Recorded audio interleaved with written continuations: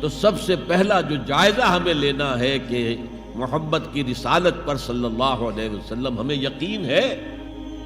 یقین، تصدیق تو ہم کرتے ہیں، زبان سے کہتے ہیں، لیکن یقین، جس یقین کا نتیجہ یہ نکلے کہ پھر نفس کے سارے تقاضے نیچے ہو جائیں اور حضور کی لائی ہوئی ہدایت، حضور کی لائی ہوئی شریعت بالغ ہو جائے. نمبر 2 فرمایا وَعَزَّرُوهُ، ان کی تعظیم کریں. آپ کی جناب میں کوئی گستاخی ہو جائے، ایمان کے لالے پڑ جائیں گے اور آخرت برباد ہو جائے گی. اس تعظیم میں کیا کیا چیزیں شامل ہیں؟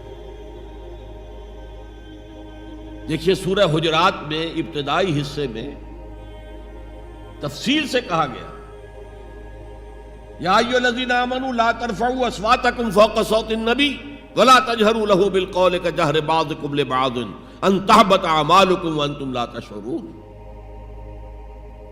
اے ایمان کے دعوے دارو، کبھی اپنی آواز کو رسول کی آواز سے بلندتر نہ کر دینا، مبادا تمہارے سارے اعمال حبط ہو جائیں اور تمہیں پتہ بھی نہ چلے. میں نے کوئی گناہ کبیرہ تو نہیں کیا ہے، میں نے کوئی کفر تو نہیں کیا ہے، بس یہی ہوا نا کہ حضور کی آواز کے مقابلے میں اپنی آواز کو اونچا کر دیا. لا ترفعوا اصواتکم فوق صوت النبی ولا تجہروا له بالقول کجہر بعضکم لبعض، بلند آواز سے جیسے آپس میں باتیں کر لیتے ہو ایسے کبھی بات نہ کر بیٹھنا. ان تحبط اعمالکم، کہ تمہارے سارے اعمال حبط ہو جائیں، اکارت چلے جائیں، ختم ہو جائیں. وانتم لا تعلمون، تمہیں احساس بھی نہ ہو کہ ساری پونجی لٹ گئی. اس آیت کا ہم پر اطلاق کیسے ہوگا؟ کبھی سوچا؟ صحابہ کرام تو یقیناً اس کے مخاطب اول تھے، ہم پر کیسے اطلاق؟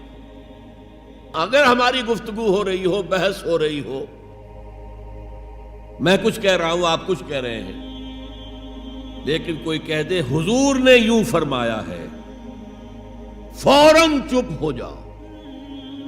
اب اگر کہا نہیں میرا خیال یہ، اب گویا کہ یہ حضور کی آواز سے آپ نے اپنی آواز اونچی کر، اپنا فکر، اپنا فلسفہ، اپنا فہم، اپنی سوچ، اپنی عقل. ہاں بعد میں تحقیق کر لو، یہ جو کہا تھا کہ حضور نے فرمایا، فرمایا بھی ہے کہ نہیں ہے، حدیث صحیح ہے کہ نہیں ہے، مستند ہے کہ نہیں ہے. لیکن اس وقت آواز بند کر لینا لازم ہوگا کہ اس کے بعد اقول نہیں کہہ سکتا میں یہ کہتا ہوں. اس کا تو مطلب یہ کہ آپ مد مقابل بن کر رسول کے آ رہے ہیں. لا ترفعوا اصواتکم فوق صوت النبی ولا تجہروا له بالقول کجہر بعضکم لبعض ان تحبط اعمالکم وانتم لا تشعرون. صحابہ کے بارے میں آپ نے سنا ہوگا کہ حضور کی محفل میں ایسے بیٹھے ہوتے تھے ساکت و صامت، جیسے کہ ان کے سروں پر پرندے بیٹھے ہوئے ہیں اور انہیں اندیشہ ہے کہ ذرا سا بھی ہلیں گے تو پرندہ اڑ جائے گا. اس قدر ادب. حضور صحابہ سے سوال کرتے تھے اور یہ آپ کا طریقہ تھا تعلیم کا کہ پہلے ایک سوال سامنے لایا جائے تاکہ ان کا ذہن کھلے، سوچیں خود بھی. یہ تعلیم کا بہترین طریقہ ہے.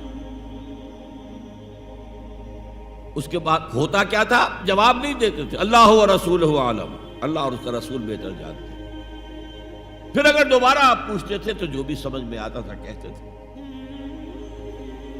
مجھے یاد آ رہی ہے ایک حدیث اور اچھا ہے کہ وہ آپ سن لیں، اس لیے کہ عام شکایت یہ ہے کہ مذہبی لوگ معاملات میں اچھے نہیں ہوتے.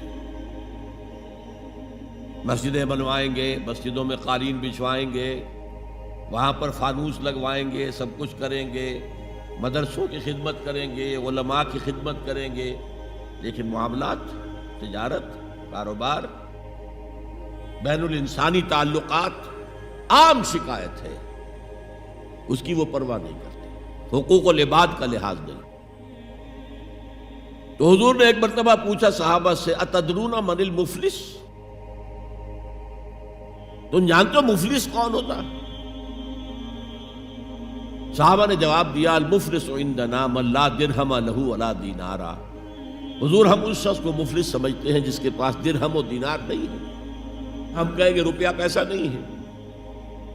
فرمایا نہیں، میری امت کا مفلس وہ ہوگا جو بہت سی نمازیں لے کر آئے گا، بہت سے روزے لے کر آئے گا، بہت سے حج لے کر آئے گا، بہت سے عمرے لے کر آئے گا، لیکن اس کے ساتھ ہی قد شتم ھذا، فلاں شخص کو گالی دی تھی، واکل مال ھذا، فلاں شخص کا مال کھا لیا تھا، فلاں شخص پر تہمت لگائی تھی. اب وہ سارے دعوے دار آ جائیں گے، اللہ اس نے میرے ساتھ یہ کیا. ٹھیک ہے بھائی، اس کی نمازیں تم لے جاؤ، اور تو کچھ ہے نہیں، کوئی کرنسی تو ہے نہیں وہاں، نہ ڈالر ہے نہ یورو ہے، کچھ بھی نہیں، اعمال کی کرنسی ہے، نیکی تم لے جاؤ.